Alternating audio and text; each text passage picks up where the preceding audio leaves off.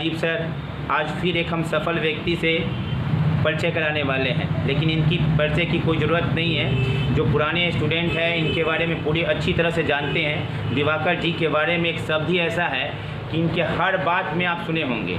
ठीक है, पॉइंट पे आते हैं। आपका दिवाकर जी बताइए कि बैकग्राउंड क्या है बताइए। सर सबसे पहले तो मैं बताना चाहूँगा अपने व्यूअर्स को कि मैंने मैट्रिक 2011 में किए, ठीक है, और उसके बाद इंटर की पढ़ाई 2013 दोनों बिहार बोर्ड से किए। आगे 13-16 मेरा ग्रेजुएशन रहा।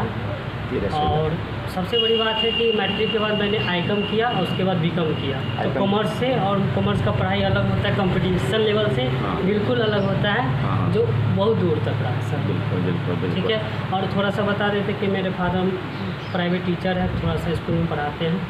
और उसके बाद बिल्कुल कंपटीशन का बिहार का मैं रहने वाला हूँ। अच्छा, और गांव छेचर के है ये। छेचर के तो प्रॉपर है हमारे स्टूडेंट के लिए, लेकिन कंपटीशन शब्द जो आता है वो स्टार्ट कब किए, जो मन में कैसा कब जिज्ञासा क्या पढ़ना चाहिए? सबसे पहले बच्चा जब मैट्रिक में जैसे मैट्रिक पास करता है तो उसके अंदर जुनून आता है कि मेरे पास सरकारी नौकरी होना चाहिए। बिल्कुल। तो इंटर जब हम पहले सब प्रथम किया था तो 2013 में इंटर किया, और उसी समय एक CHSL SSC वैकेंसी लाती है, LDC। तो 2013 का मैंने वैकेंसी डाला था। और वो मैं पटना गया था एग्ज़ाम देने गया था, ऐसे शौक से देने गया था कि कैसा होता है एग्ज़ाम। उस समय 2013 में बिहार SSC का नोटिफिकेशन करतार कोचिंग सेंटर का नाम से पटना में हमको मिला था। अच्छा। और बहुत सारे स्टूडेंट को देखा तो मुझे जुनून जगह के थोड़ा कंपटीशन का तैयारी करना चाहिए, लेकिन कर नहीं पाया। उसके बाद ग्रेजुएशन में लगा रहा, और उसके बाद 16 से थोड़ा आपने कोचिंग का प्रीफर किया है? कोचिंग कोई लिए हैं? सर सब मैं जो भी बोलूँगा एकदम 100% ट्रू बोलूँगा। सबसे पहले तो मैं व्यूअर्स को बताना चाहता हूँ, या कोई जानकारी जिनके कोई बड़े होंगे उनको पता होगा कि चीज़ें अब बहुत सी बदल गई। 16 तक बच्चे को फॉर्म जब निकलता था इनके लिए शहर जाना पड़ता था पता करने की कोई फॉर्म निकला है या नहीं निकला, या अपने कलीग से फ़ोन करके पूछना पड़ता था कि फॉर्म निकला या नहीं। इतनी मॉडर्न युग नहीं थे कि आप तुरंत जान जाए वैकेंसी कौन सी निकली है, पढ़ाई कैसे करना है, कोई भी। तो हमने 2016 से कोचिंग ज्वाइन की, राजीव क्लासेस। फर्स्ट कोचिंग था और लास्ट ही कोचिंग था।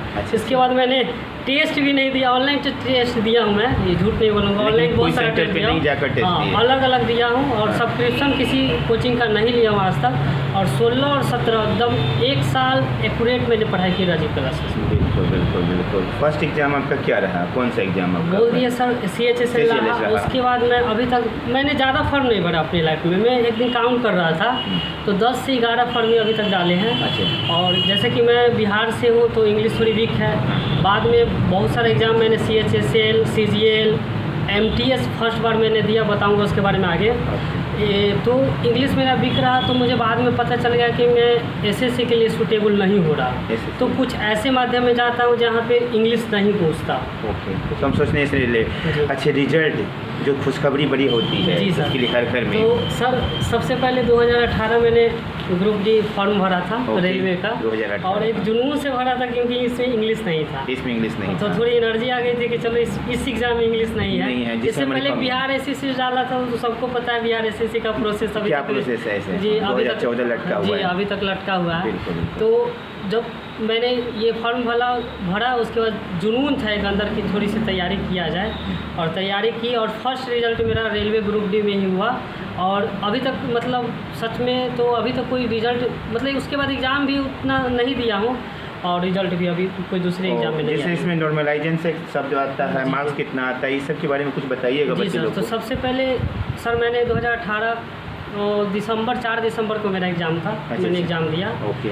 और जनवरी में आपको 5 जनवरी के आसपास, 4 जनवरी के आसपास हमको याद है कि राजीव क्लासेस में मैं आया था, कोई फंक्शन था, उसी दिन आंसर की आया था। हाँ। ठीक है, तो आंसर की आया था, तो उसमें रॉ मार्क्स मेरे 69 के, और जैसा कि सर हम बता रहे थे कि मेरा रॉ मार्क्स जो था 69 था। और उसके बाद जब नॉर्मलाइजेशन के बारे में मुझे पहले नहीं पता था, तो लग रहा था कि सिलेक्शन मतलब नहीं हो पाएगा। अच्छा। ठीक है, तो इसके बाद नॉर्मलाइजेशन होके मेरा स्कोर 79.55 हो गया। अच्छा, 79.55। और उसके बाद सर होता है पीईटी के लिए मतलब फिजिकल के लिए डेट आए, अच्छा अच्छा और उस समय गैपिंग जो मिलता है फिजिकल और रिजल्ट के समय 20 दिन का गैपिंग मिलता अच्छा है। अच्छा मैंने अच्छा और सबसे बड़ा बात था कि मैं जीवन में कभी दौड़ा भी नहीं था। ओके तो इसमें मेरे एक दोस्त है रवि नंदन, हाँ, ठीक है, हाँ, जो यहाँ पढ़े हैं, आर्मी की तैयारी करते हैं, तो उन्होंने मेरे सहयोग किए बहुत सारा।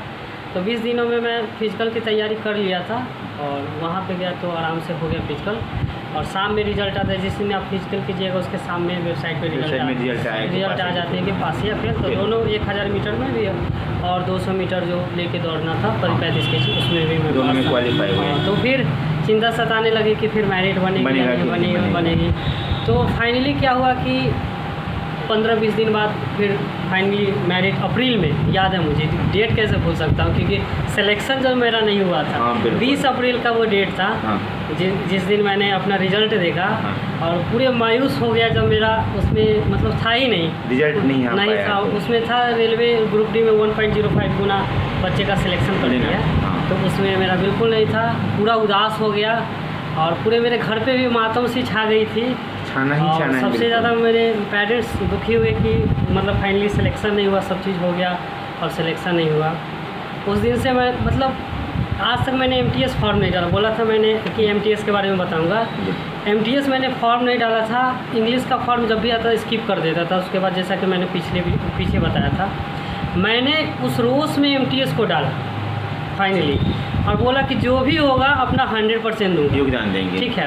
और तैयारी मैंने सोच लिया था कि इंग्लिश नहीं करना है जनरली, और उस समय फिर वैकेंसी आ गई थी, ग्रुप डी भी, NTPC भी आ गई थी, तो उसको भी डाला था और तैयारी में लग गया था। लेकिन मुझे याद है कि मैं सिर्फ अपने आप को जजमेंट करने के लिए एग्ज़ाम देने गया और पूरा अपना 100% दिया, और जब उसके आंसर किए और जब आए और मार्क्स मैंने देखा तो मुझे यकीन ही नहीं आया, GS से ज़्यादा मार्क्स मेरे इंग्लिश में। और मेरे 65 मार्क्स आए MTS में, जिसके लिए मैं आज तक फॉर्म नहीं MTS का भरा था। हाँ। और डर रहा था सिलेक्शन रिजल्ट नहीं मेरा आया, क्योंकि सबसे कम कटअप गई थी मुंबई का 69, और मेरा रिजल्ट भी नहीं आया था। बात सत्य मेंस के लिए मैं क्वालिफाइड नहीं था, लेकिन इतनी ज़्यादा अंदर से खुशी हुई कि 65 मार्क्स, वो भी इंग्लिश, जिस एग्जाम में इंग्लिश है। उस दिन मैं समझा कि ये सारा खेल डर का है। जब आप समझ लेते हैं कि मतलब कुछ करना है तो करना है, डर समाप्त हो गई, जीत पा गए। तो ये प्रोसेस था। और उसके बाद दिसंबर में सेकेंड बैच ग्रुप डी का आया था, उसमें भी मेरा नहीं था। अच्छा। उसमें 300 बच्चे का सिलेक्शन हुआ था, पटना बोर्सा में था। और उसके बाद फिर 400-450 के करीब में थर्ड लीड जब आया था, और जनवरी के आसपास में, उसमें मेरा सिलेक्शन था। दुर्भाग्य कहिए 2020 में मेरा सिलेक्शन नाम में आ गया, और जिस दिन मेरा मेडिकल था उसी दिन लॉकडाउन हो गया। मतलब एक दिन 18 मार्च का मेरा मेडिकल था, 18 मार्च को DB था। 19 के लिए मैं मेडिकल के दानापुर मेरा मेडिकल था, मेडिकल के लिए गया। मेडिकल एक दिन हुआ, आई टेस्ट बचे हुए थे, अगले दिन से सारे पोस्टपोन्ड हो गए, सारी चीज़ कैंसिल हो गई, और लंबे समय इंतज़ार करना पड़ा। और फाइनली जो समय बीत गया 2020 मार्च, और अभी 2021 जुलाई आ चुका है। जैसे कहाँ भी जाए, देर हो दुरुस्त हो, बेरोजगारी शब्द जो होता है वो सब हटना बहुत बड़ी बात होती है।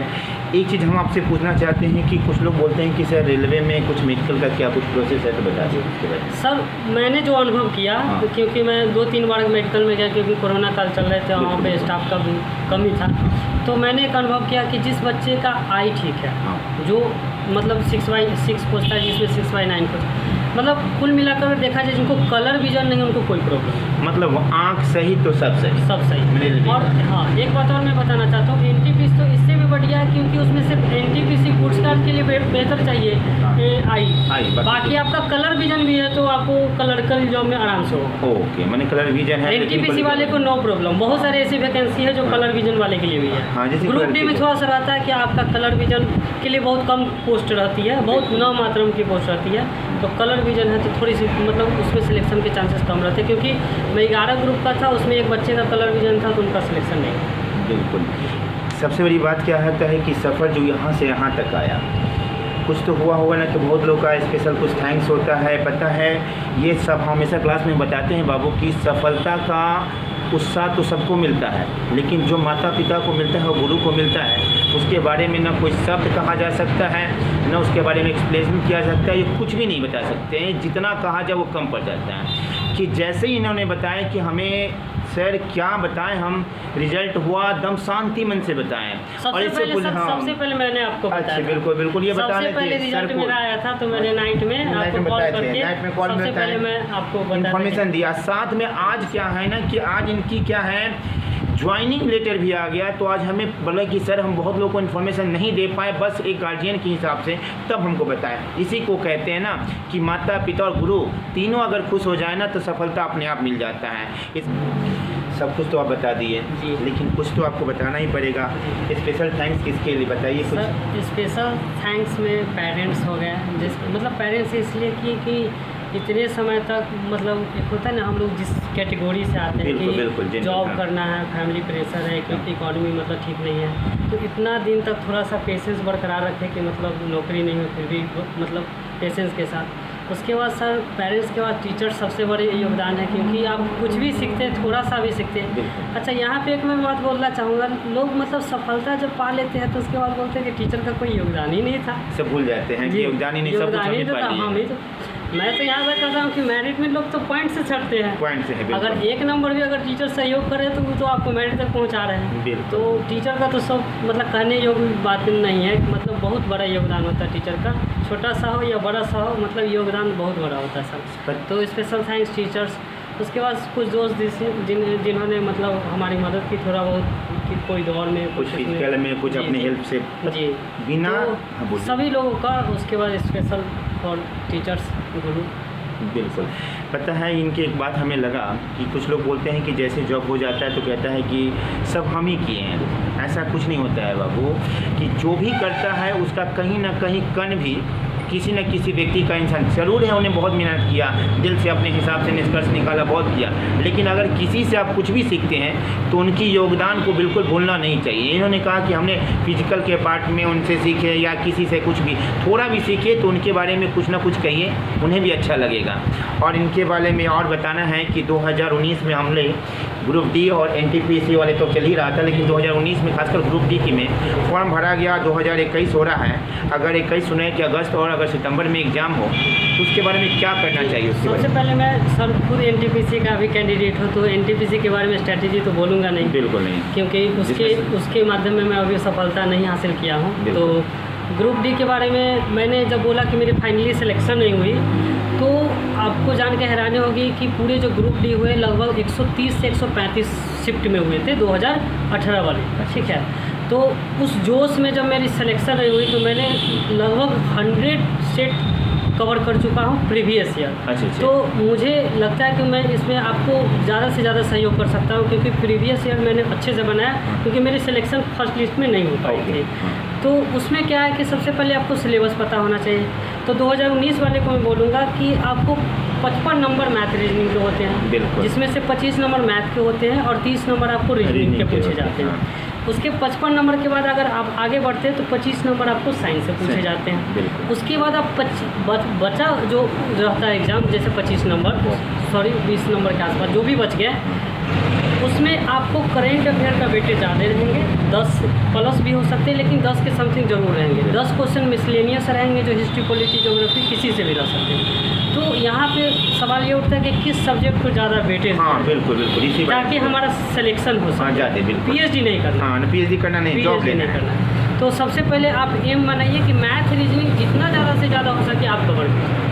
लॉजिकल रीजनिंग बहुत ज़्यादा पूछती है railway group D, group D बहुत ज़्यादा, हाँ लॉजिकल रीजनिंग पूछती है। लॉजिकल रीजनिंग पे फोकस कीजिए, मैथ रीजनिंग को बनाए रखें तो आपकी 55 में आपका 45 प्लस हो सके। बिल्कुल। उसके बाद आप साइंस, NCERT साइंस 9th और 10th, इससे ज़्यादा कुछ नहीं बस। और बेसिकली मतलब थियोरेटिकल टाइप से पढ़े, ये नहीं कि ऑब्जेक्टिव टाइप से पढ़े, थियोरेटिकल टाइप से आपको पढ़ना हो तो खुद आप प्रीवियस ईयर लगाइएगा तो आपको पता चल जाएगा किस टाइप से हमको पढ़ना है। और मॉक टेस्ट आप मोबाइल पे दे सकते हैं, लेकिन एग्ज़ाम से पहले आप 10 दिन 2, 4, 5 टेस्ट ज़रूर सेट पे लगाए, सिस्टम पे लगाए, ताकि आपको एग्ज़ाम में प्रेशर फील नहीं हो सके, प्रेशर फील ना। और इस तरह से आप स्कोर अच्छा कर सकते हैं और फाइनली आपका सिलेक्शन हो सकता है। और आप भी गवर्नमेंट एम्प्लॉय, सेंट्रल एम्प्लॉय कहला सकते हैं। बिल्कुल, बेरोजगारी दूर हो जाएगी। जी। सबसे बड़ी बात क्या है कि दिवाकर जी इनके बारे में जितना किया जाए प्रशंसा कम है, लेकिन आप लोग को इनके माध्यम से बताया जाता है कि पेशेंस, जो हम हर वीडियो में बोलते हैं, पेशेंस सबसे बड़ा सर पेशेंस नहीं है ना बाबू, तो आप सफल नहीं हो पाएंगे। सबसे पहला सीढ़ी कहिए या पहला कदम कहिए, उस पेशेंस है। आप पेशेंस रख लेंगे तो आप सफल हो जाएंगे। अगर पेशेंस नहीं रखेंगे तो फिर वही आ जाएंगे जैसे सब लोग हैं। भीड़ से हटना है तो पेशेंस रखना है। ठीक है, फिर एक नया मिठाई आएगा और फिर आप ठीक तरह कुछ नया, कुछ लोग सफलता देते रहेंगे और इसी तरह का वीडियो बनाते रहेंगे। खूब खुश रहिए, एनर्जीफुल रहिए, मुस्कुराते रहिए। फिर से बड़ा सा थैंक्स कि किसी से मिठाई खिलाते रहे हमें बार बार आकर। ठीक है, बाय। जरूर।